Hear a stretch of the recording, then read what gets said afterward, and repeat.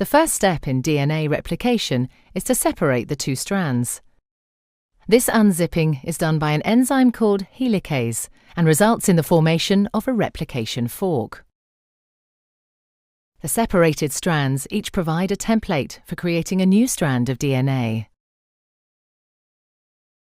An enzyme called primase starts the process. This enzyme makes a small piece of RNA called a primer. This marks the starting point for the construction of the new strand of DNA.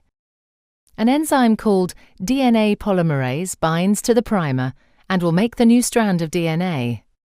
DNA polymerase can only add DNA bases in one direction, from the 5' end to the 3' end. One of the new strands of DNA, the leading strand, is made continuously, the DNA polymerase adding bases one by one in the 5' to 3' direction. The other strand, the lagging strand, cannot be made in this continuous way because it runs in the opposite direction.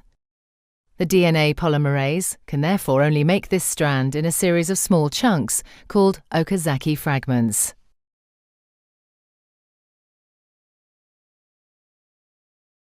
Each fragment is started with an RNA primer. DNA polymerase then adds a short row of DNA bases in the 5' to 3' direction.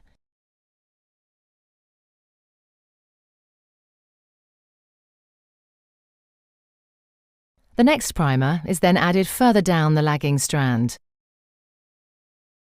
Another Okazaki fragment is then made, and the process is repeated again.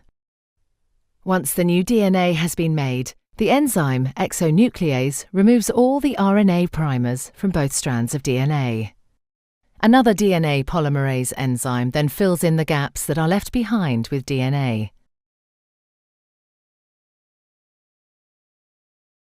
Finally, the enzyme DNA ligase seals up the fragments of DNA in both strands to form a continuous double strand. DNA replication is described as semi-conservative because each DNA molecule is made up of one old, conserved strand of DNA and one new one.